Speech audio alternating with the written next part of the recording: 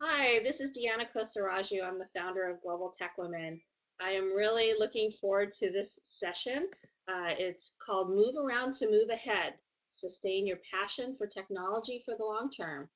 Oftentimes uh, on our career trajectory, we get stuck in a rut or we become frustrated because it's not going the way that we want it to. And we have an experienced leader here who's going to talk to us about some of the ways that she stays motivated and has been successful in her own career. So I'm really looking forward to this discussion. So a couple of housekeeping items. I see there's a number of visitors here. In order to use the chat feature over on the right-hand side, you have to have an account with Spreecast. However, don't fear not. If you have a question for Shubha, what you can do is you can send it to me via the Twitter feed. Our hashtag is Voices2014, and I will be monitoring that Twitter feed and getting any questions to her that you might be having out there in the Twitter sphere. The question box below both of us right now, the blue question box, is where we would like you to put questions to her, and I will make sure that she gets those. They go into a queue. The link to this recording is the same link that you see up above in the URL. The link that you use to get into the session will be the same link for the recording. And that session, the recording of that session will be available in about 30 minutes after we close the session. So it's a really quick turnaround. One of the many reasons I love Spreecast. Lastly, feedback is always welcome. This is version 2.0 of Global Tech Women's Voices, and we learned a lot last year. We're learning even more this year, but we need to understand what you like and what you don't like about the conference and what is missing. So please email me at deanna@globaltechwomen.com.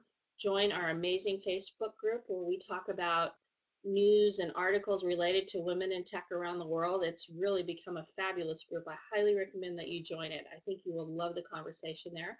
Or you can tweet it, and I will be collecting all of this feedback, and I appreciate it so much, and I really appreciate your time to give me that feedback. So with that, I'm going to hand it over. One last thing, I'm going to be launching a slide deck. So one thing you need to know about this deck is it will pop up and you have the ability to drag and drop it anywhere on the screen you want. We no longer control it. So also, you need to know that you advance the slides. So we will mention what slide number we're on, and you need to follow along with that slide numbers to make sure that you're following along with the presentation and the conversation that's going to happen. So with that, I'm handing it over, and I'll see you at the end of the session. Thank you very much, Diana. So, good morning, good evening, and good afternoon to everybody. So, who are watching me in different parts of the world. Before I begin, I would like to thank Global Tech Women and Diana Kosaraju for giving me an opportunity to be here. So, I've been working with Global Tech Women from past 2 years. Last year also I presented. So, every time I get into the conference, so I see a lot of new technologies coming over. So, this is a real tech forum, and I'm very happy to be part of this forum and presenting to you all about my experience. Today, I'm going to talk about move around to move ahead, sustain your passion for technology for the long term. So if you recall, if you were present in the last year, so I spoke about move around to move ahead, sustain your career for a long term. So this year, I'm going to bring in my technology career into this, and I'm going to share my experience across how I have sustained my career over my 18 years of experience. Moving on to the slide number 2, where I describe myself. So I have been a product manager with HP. So I have total 18 years and above in the industry, IT industry, and most of the time I was a development manager in the various domains. So though I started as a developer and I moved into a role of development manager. And major domains I have listed in my slide number 2. So printing, security, automotive, aerospace, and at present I am working on the web platform domain. And and also I have worked with various international teams. So I moved to US last year from India. So when I was in India, I was working with various teams like Germany, Netherlands, Spain, And here in the US, I'm working with the teams in Brazil. And my basic degrees is in engineering and instrumentation technology. And also I have done my executive general management program from Indian Institute of Management, Bangalore. So now we come to the problem statement. So I just took this up from the web in the last year that most of the women in technology private sector, so in the 56% of the women leave midway through the careers. So why is it so? This percentage is very high compared to any other sector. So I would like to take you through my experiences and how I have been able to sustain my career. And I will tell you why I am talking about this, because I have worked in various domains. So I'm going to really take you through the journey of how I have been able to really sustain through various domains of experiences. So moving on to the slide number 6. So slide number 4, sorry. So, so how to keep up with the pace of the tech industry? So this is the questions I'm going to address. And to do that, so I will tell you why I am here. So slide number 5, this is my favorite slide. So this gives me an opportunity to explain to you on how my career trajectory has been. So first, I started with aerospace. So this was just after my engineering. So where I was really new to the industry, and I was a research fellow in the labs. And I was really working with very long equations. So just after my engineering, it was very exciting for me to use my engineering skills to come up with to solve the equations of complex control systems of the aerospace. And also we were sitting in the wind tunnel, so where a scaled down version of an aircraft was made stationary in the wind tunnel, and a wind was blown, and the aircraft was kept at different angles, and the wind was blown, and we had to really collect the data in our system, so through a data acquisition system. And we had to take it to the lab and analyze this data and feed it into to a control system and see how and come up with an equation and use the data to to a flight simulator. And this was very exciting for me. So like I used to feel, okay, I'm really flying an aircraft when I was using the simulator. So the code that I wrote in this during this time was used for so many years that after I left the organization, 7 years after that, I got a call from the organization. They said they were using my code for so many years and they wanted to make some modifications. The new scientist who has taken over that code was not able to solve that. And they called me and said, okay, can you please help him? So I was really delighted to do that. So it was like it was a proud moment for me that okay, my code was used for so long and in the labs. And as you know, so it looks and it was used for more than 7 years. So that is the interesting thing about it. So after a few years of experience in aerospace, I moved to automotives. And this was another exciting journey. So where I was doing the tests in the cold cell. So cold cell is a place where the starters for the automotive, the cars were tested. So actually the setup was that it was a room was set up for at a minus 50 degrees centigrade, and cars you was started at, and then they used to analyze so how much time it takes for the cars to start. And being in Bangalore for so many years, where minimum temperature was 20 degrees or 25 degrees centigrade, so I had to really go and see in the labs to see how minus 50 degrees feels actually. So that was the first experience for me. And we had to collect the data from there and then analyze that and give the results to the teams who are working on it. So that was again very interesting and very exciting. And also I wrote some of the code for libraries for the car engines. And the code for that came for review after 3 years. So it had not gone to market. So there was a code review before integration, and that was done after 3 years of development. So it used to take more like 3 to 5 years to for the code we developed used to get into the market. So from automotive again, I switched again to digital TV. So this was the time where I was like the TV was transformed from CRT to the digital TV, and it was very exciting to see, okay, so how they were getting replaced. So the big CRT TVs were replaced with very wide angle wide screen TVs, and the team what I was working on was doing the firmware development. So the bring up of the board which gets into the TVs. So whenever I used to see this TV, so I used to feel, oh, this is the board bring up of this TV was done by the team which I'm handling. So I used to feel proud about that. So again, the code here is to take around 1 to 2 years to reach the market. So from the start of the development. And so that was also like very interesting. And I used to really move around to say that, feel proud saying that, okay, me and my team are working on the board which gets into these TVs. So from digital TV, I moved to printers.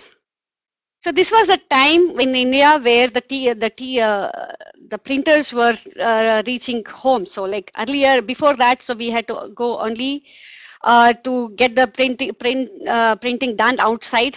And first time when I got the printer home, I felt so excited. Okay, I have a printer at home, and which I just can send jobs from my laptop to the printer. So I worked on inkjet and also large format printers. So this was the printers which actually prints for the billboards, what we see outside, and also the printing is done on the trains and buses. So to get the good quality and also and printing on good materials, so these printers are used. So whenever I used to move around and watch the printing, so I used to tell, okay, yeah, this is printed using the printers what we develop. So though it was a small component our team was developing, so we were doing the connectivity for the component for that, but it used to give me a pride in saying, okay, we have done contributed to the printers which is sold in the market. So from printers, okay, to I moved to web platforms. So this is another major transition for me. So where the printers used to take around 1 to 2 years to develop and go to market. So now I'm in the web platform team. So where every thing is like volatile here. So every 2 weeks or 3 weeks, the requirements keep changing, or we still keep thinking about the value proposition, what we give it to want to give it to the users, and also like we have release every 2 weeks and maximum 3 months. So we want to really keep the apps alive in the market. So we want to make releases every 3 months. And also we make the backend release, which normally takes 2 weeks. So this is how I've transformed from a decade-long projects to a 2 weeks cycle, and I'm still happy to be part of this journey. And every day I feel excited to work on the new things and what I'm contributing to the technology domain. So with this experience, I have come up with a few aspects of key elements to consider for everyone to how to get into a new project and how to really live with it and how to feel the success of that.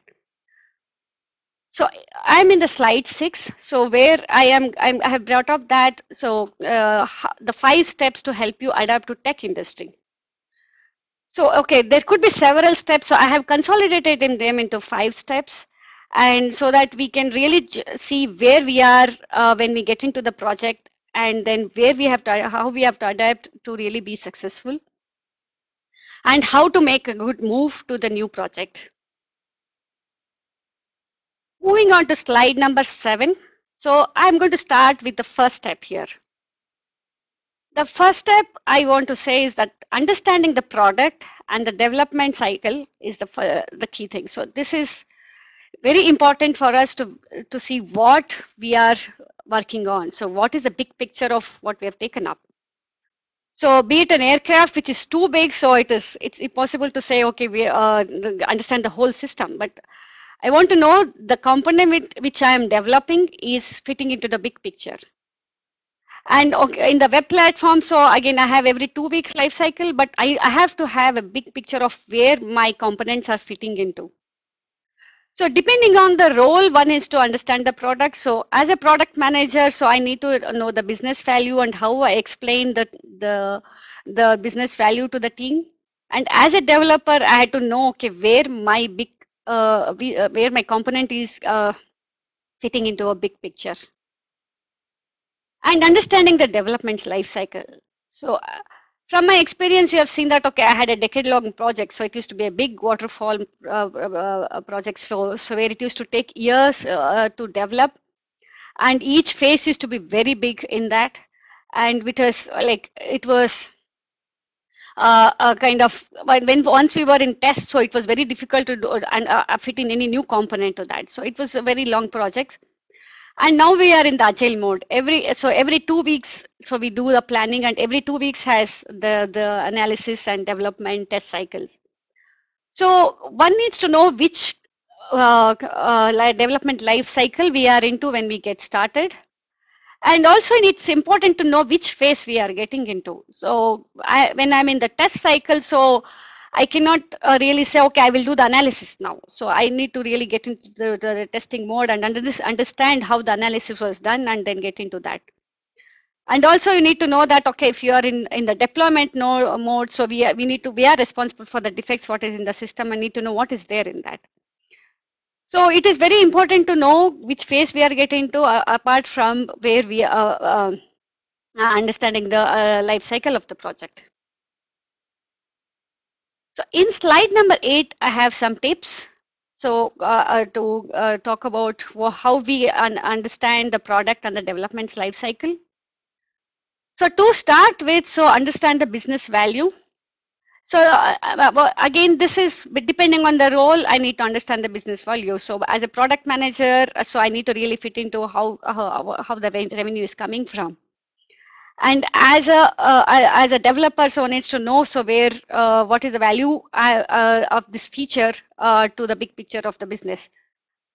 So it's very important to know the business value. So whoever comes into my team, I explain the product and the system overview and give the business value.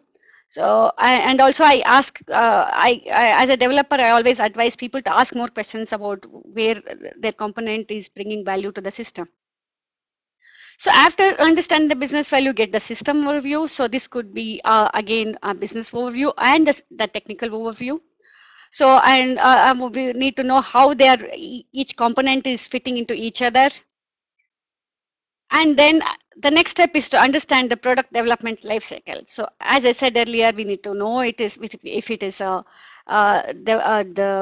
waterfall model or the agile model, and learn the techniques and learn the processes around it, and also understand which phase we are into when we get into the project. And another important thing to know is that understand the risks. So we also need to know, okay, from the business value and the system overview, so what risk we are getting into and how to mitigate them. So always have a plan in mind, so how to mitigate the risk what we are going to face. So this is also important aspect of getting to know the product and the development life cycle.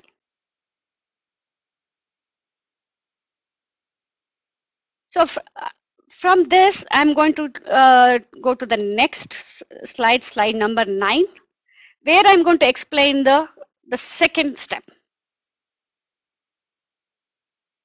So after getting to know the product development cycle, next step is to know the processes, tools, and the basic skills I need to have to do the development. So this is how I equip myself to do the work. So it is not possible to say to do just having a skills alone. So that is, I just know some coding in Java or coding in firmware. So it is not sufficient. So as a developer, I needed to know, okay, how I do where I do the coding, what are the different tools I need, and then how do I really build the system, and how do I do the configuration management of my code. So it was very important for me to know as soon as I got into the project. And as a product manager, I have to know the tools which are required, so where the defects are going into, or where the requirements are stored, and what are the supporting tools to do execute the project, and how do I prioritize my the features based on the business needs. So where do I show that? So in which tool I need to do that? So those are all the things which we need to do know as a product manager. And another important aspect of knowing these things is like, especially the processes. So many times people say, okay, yeah, I'm not very keen to follow the process.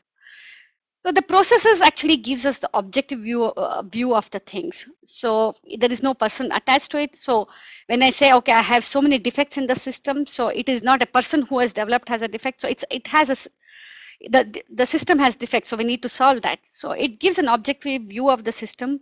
So because of that, it's very important to really follow the processes which is defined for a project, or suggest a process. So if this not there, so that it is like we are all in the safe mode, so to execute the project.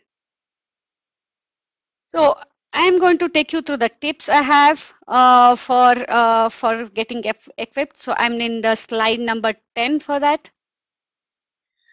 So, this triangle shows what's the priority we need to give. So first thing is we should have a basic skills. So that is the foremost things.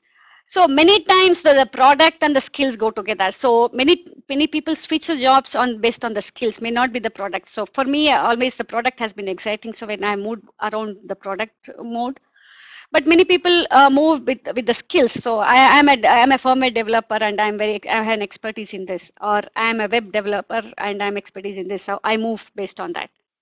So this skill is the core element for anyone, and above that is the process, and then is the tools. So first, when we get into the project, so we need to really understand the technical details and see if we have any gaps in understanding them. So if we see there is a gap, so I feel that I'm not able to really focus, or I'm not able to really contribute well. So seek additional trainings.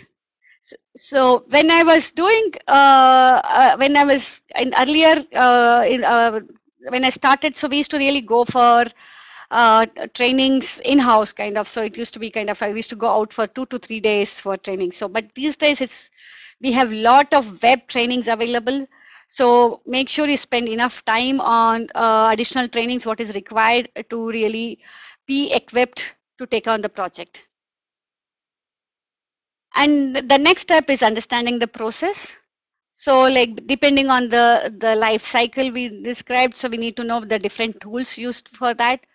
So for that, and then the understanding the process, how these tools fit into these processes, and then start using the tools.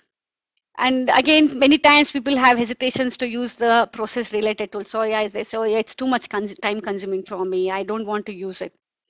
But as I said earlier, the the processes and tools gives us an objective view of the system. So it's very important to use them and really say, okay, I really set my defects to fixed state after I fix the bug. So when I'm a developer, so that I'm sure that I fixed it, and management will know that okay, this is fixed in the system, and I can release it to the market.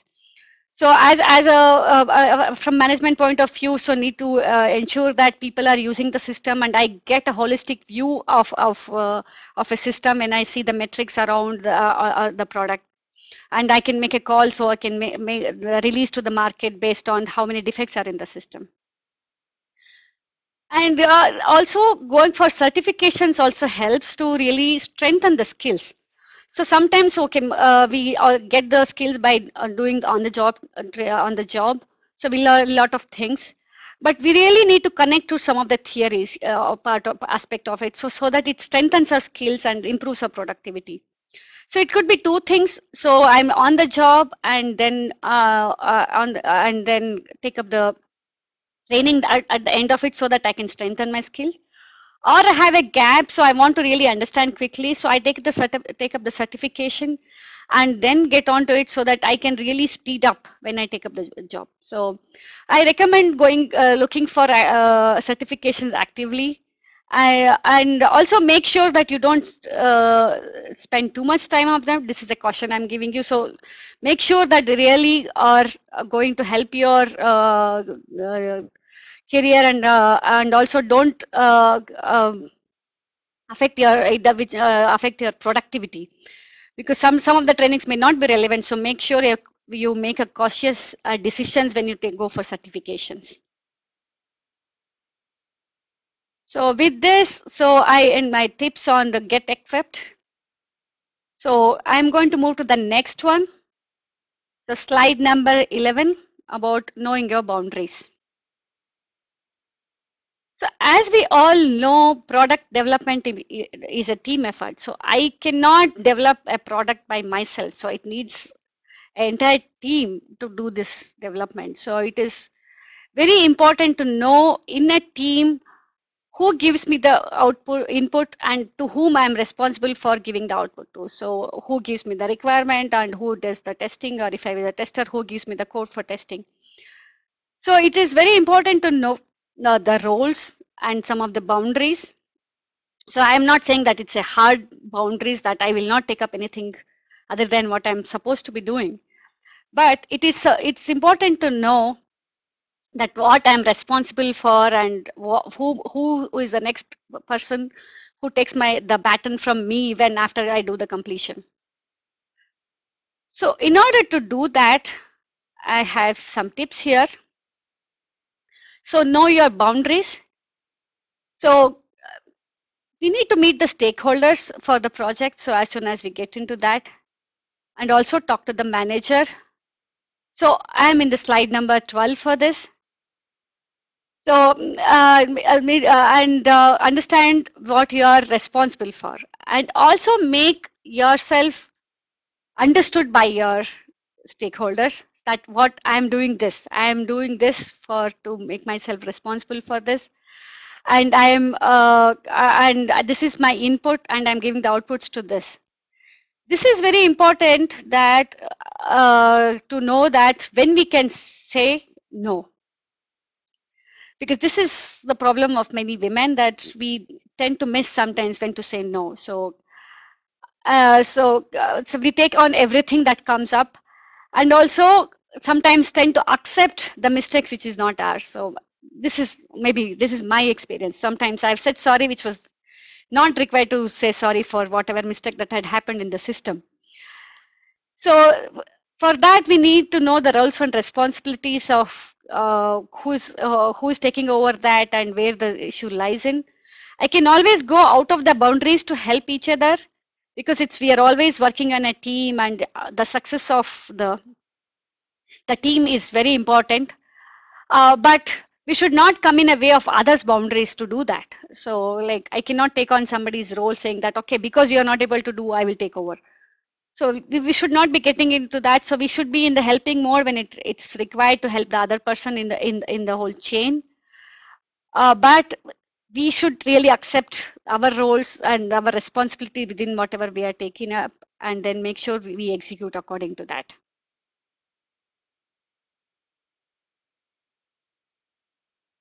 And next, I'm going to move to the next tip I have. So that is about getting connected. This is my favorite, because I'm connected to so many other communities here. So let me give my experience about how it has helped me. So in getting connected. So I was the chair for 2 years in a row for the Grace Hopper conference in India. So the first year I did the uh, track for new career track. So with which I could really talk to the young women in the industry and get to really connected with what is happening in other organizations. And we came up with a lot of topics to present in the conference, and also got to know about good speakers who can really present in the conference. And we came up with a good plan, and it was a really effort well spent in really making the conference successful. in India. So this was the first Grasshopper conference in India. So where this is how I got connected to Diana during that time. And the next year, I was a lead for technical track.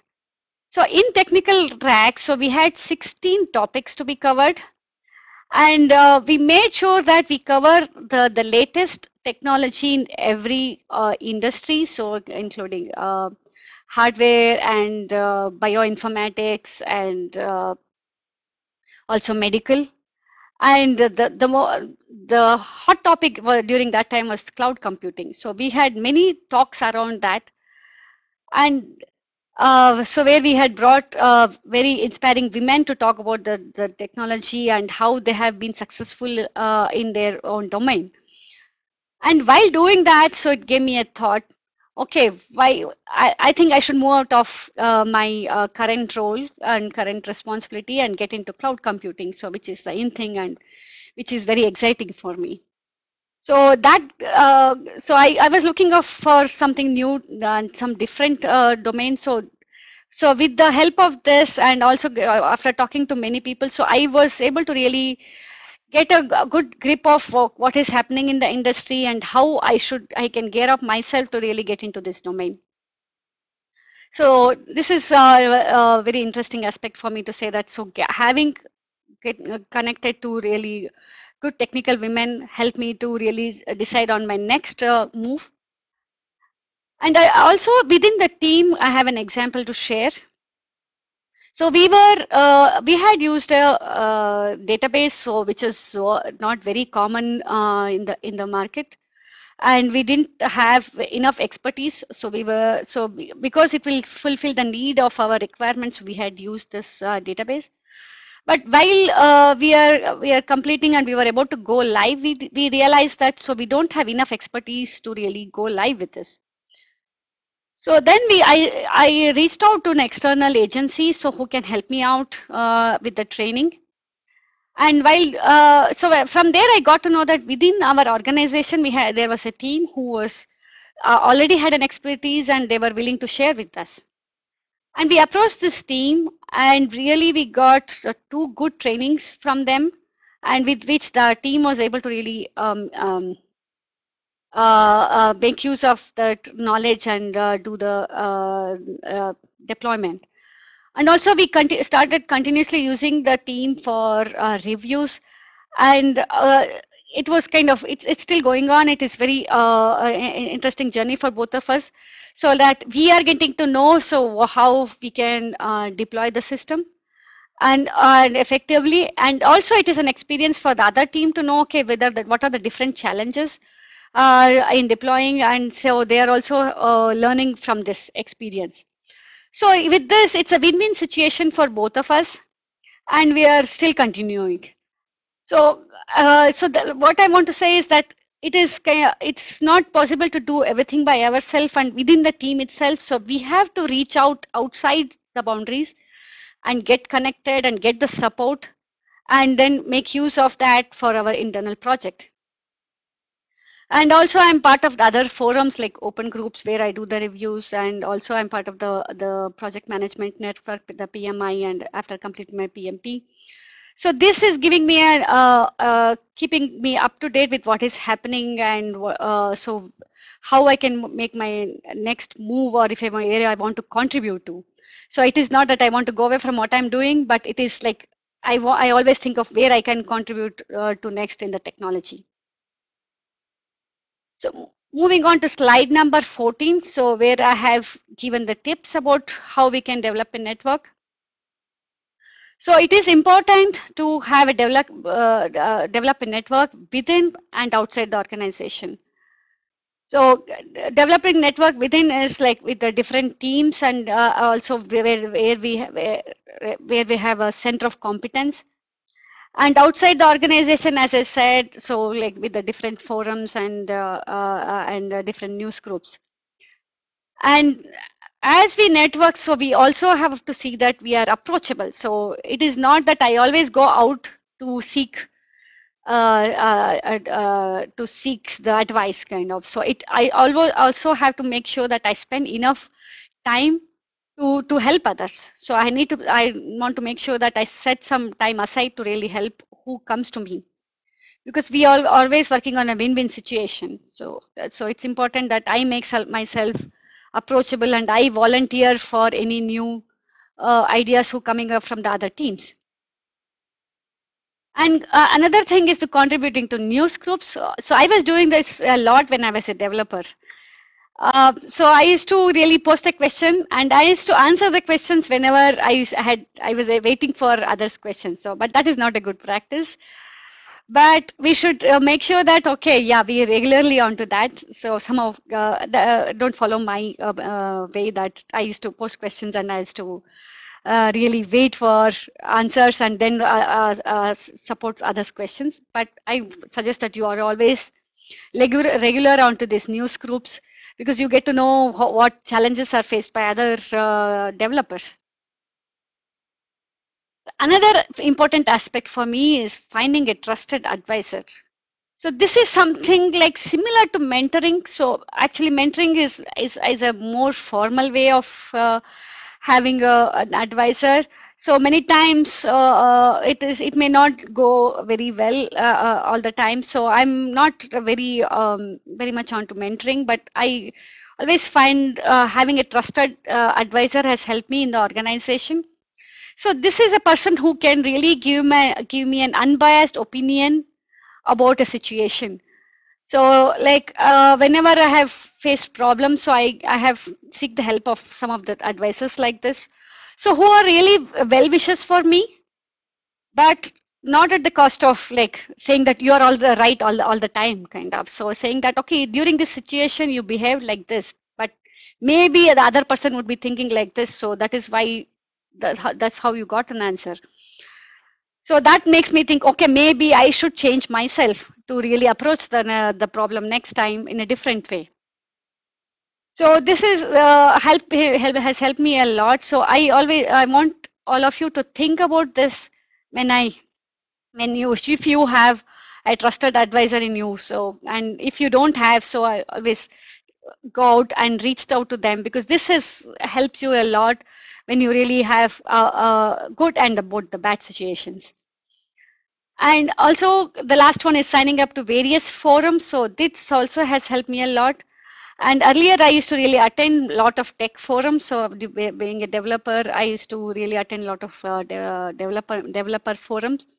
And I used to enjoy the tech forums for Microsoft in late 90s actually. So that gave me an exposure to the real world actually, to say so what's happening in the industry. So this was way back in 96, 97, and I was in India. So so really get to know what is happening in the other side of the world. So I always suggest that you sign up to various forums. So you keep some time aside for all these things as part of your regular work. So they should not take away the main important, the core work what you're doing, but it's always good to have this some time assigned for doing such activities.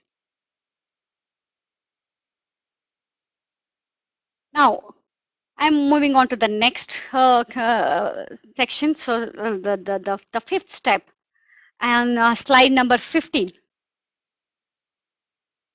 So every project starts and comes to an end. So this is the industry we are into, where everything has a start and the end. So even a decade-long project in aircraft, so they had to really end after 10 years or 15 years.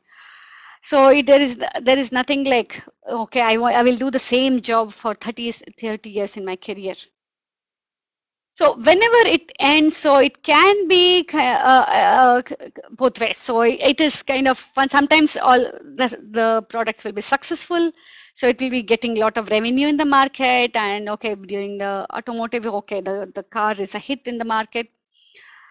Or the if we are doing the app development, so so it is bringing a lot of revenue to the product, the organization. So it could be different things for a successful product. And also we should remember that it can also fail. So the failure can be for different reasons. So I have also seen many failures. So the many of the reasons were actually where we were not clear about the value proposition of the product. So we are fine when the product was out. So we already had several products in the market. So our product was really not meeting the value which is really asked by the users. And sometimes we had the technical flaws, so which was not scaling up. So where we had to really start fresh with the next product. And sometimes that it was like we took so long to produce to get the product to market, like having a it's like if the time was like end of next year, so but still, so we when we calculated the time required to really have all the features and get it to market, so it was coming up to more than a year ahead of what we wanted to really achieve. So then the management said, okay, if it takes so long, so with the current resources, so we don't want to continue with this project. So there are various reasons why our product had to close, or I don't say fail all the time. So we had to close down on some of the initiatives. So what I have put here is the failure is a success if we can learn from it. So we like with that, so we were able to really make use of this knowledge and move on to the next one. So considering getting the experiences from that. So moving on to the slide number 16. So where I have listed the success and failures lessons. So how we can manage that.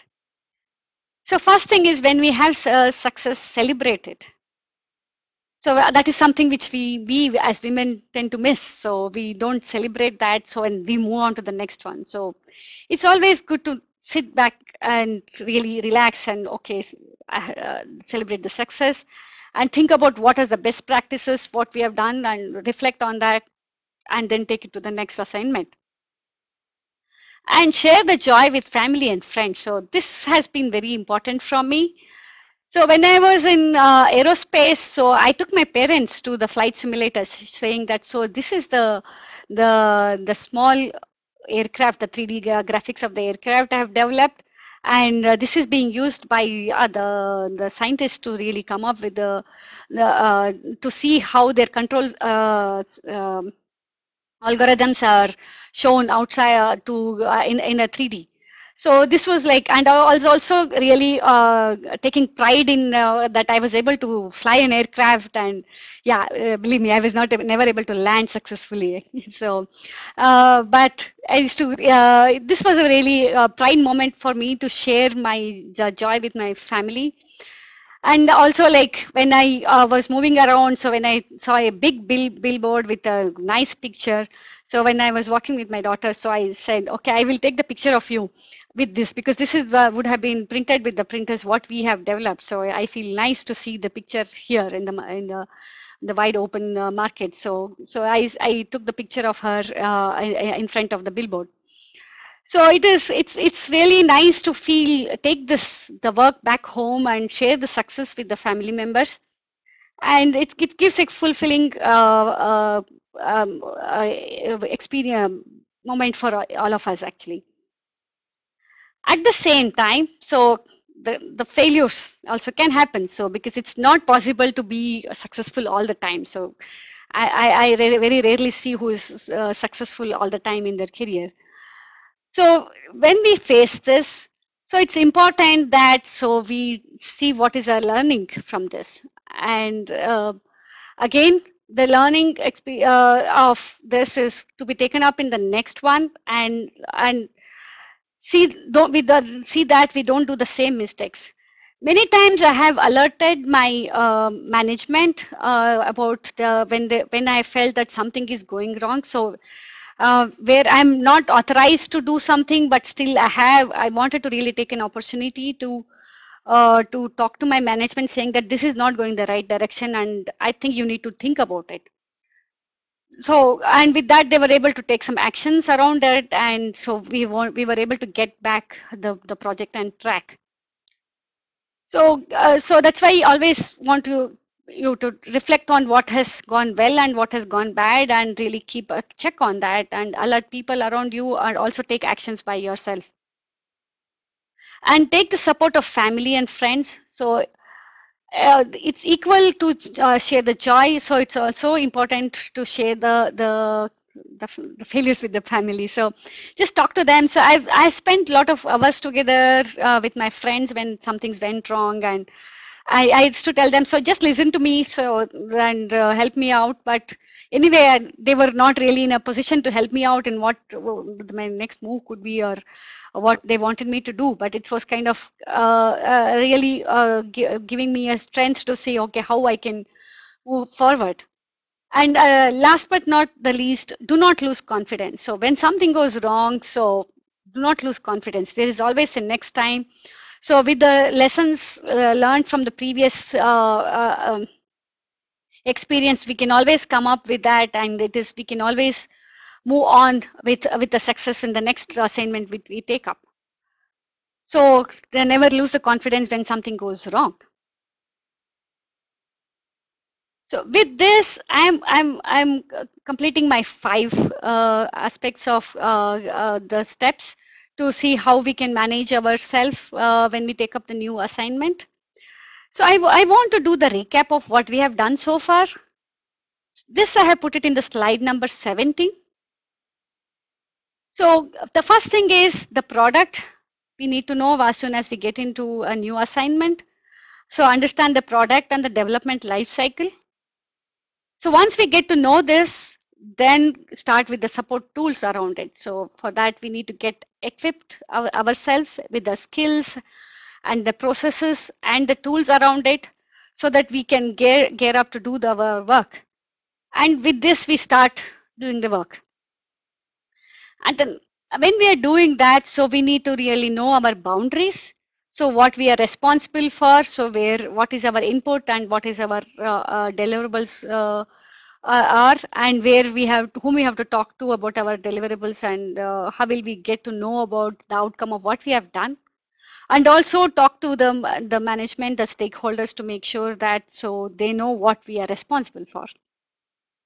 And the next step is to get connected. So this is within the team and outside, so that which gives boosts our confidence to know what we are doing and we are at the right place, and also really get to know what's happening in the industry. And last but not the least is reflect on what we have done so far. So celebrate the success, and also learn from the failures what when we end something. So as I said earlier, so everything which starts here also always ends, so it doesn't go on for decades together to get completed. So there is a start and end for everything, so it can result in anything. So we need to be prepared to really face the situation. So once we close that and move ahead with the lessons what we take from the previous one.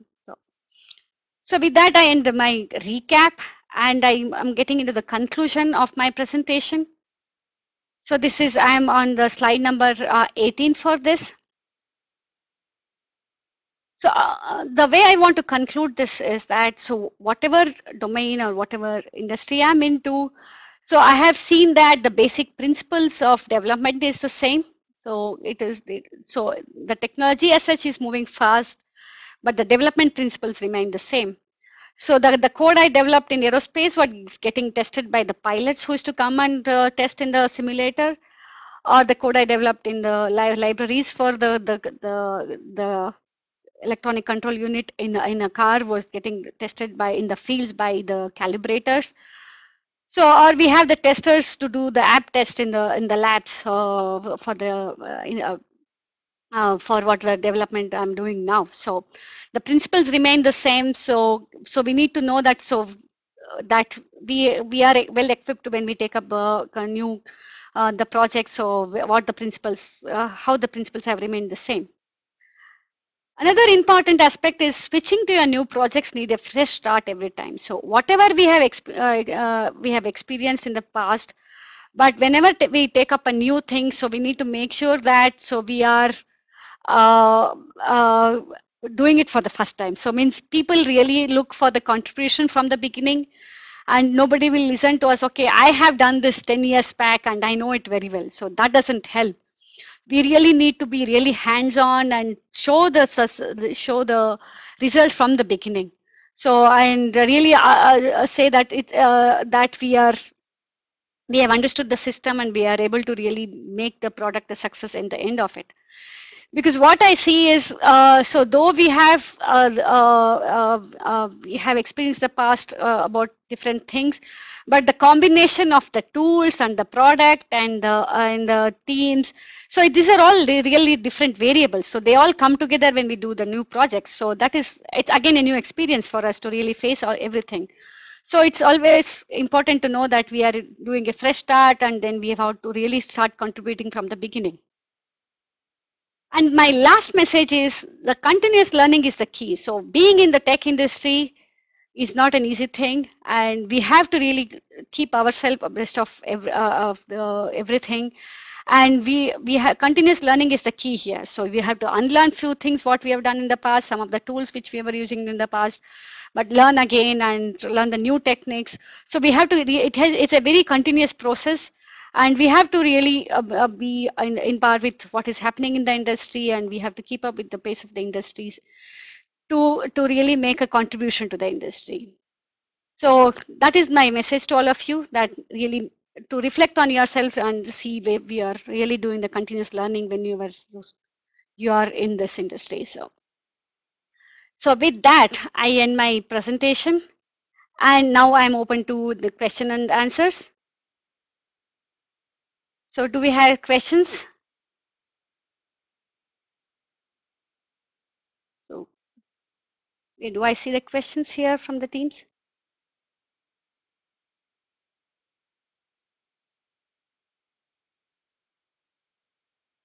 So Diana, do we have the questions, and where can I see the questions here? We currently don't have any questions. I guess everyone is just enjoying your session. I think it's been really comprehensive, and there currently isn't any questions. So while we are So waiting I for the think you've done an questions, is there amazing job. anything any of you want to share over here? So how whether I'm sorry, I didn't understand the question. I've got somebody screaming in my ear. now I wanted to know if we have the questions from the teams here and where I can see the questions here. Right. So if you want to ask a question, you just fill out the question. Excuse me, the question box below. Sorry, I'm losing my voice. You that's why you always keep water nearby. So there's a question box directly below, and if you want to complete that, if you have any questions at all, you can fill that out. Also, I'm checking the Twitter feed, and so far I don't see any questions. Um, I tweeted, failure is a success if you learn from it. I thought that that was my golden moment with you, and it's something that I need to remind myself often because I fail a lot. Okay, So that's it's good. good. That's good.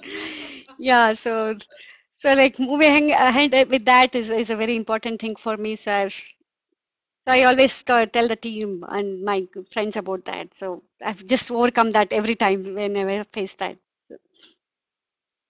Yes, I agree with you. My dad used to tell me growing up, we used to watch a lot of baseball, and the best hitters hit an average of 333. So they only would hit the ball one third of the time, but we considered them amazing players. Hank Aaron and Babe Ruth, these really great baseball players.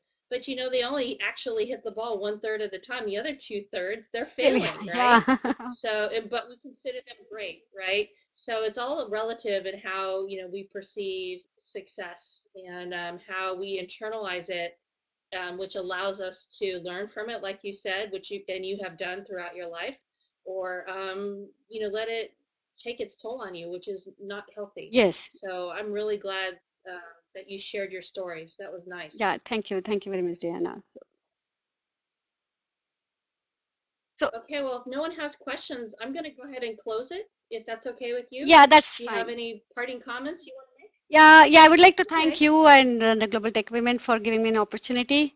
And I'm open to questions. So if anybody has any questions, I'm on Facebook and also I on LinkedIn. So people can post me questions on that. I'm always there to help.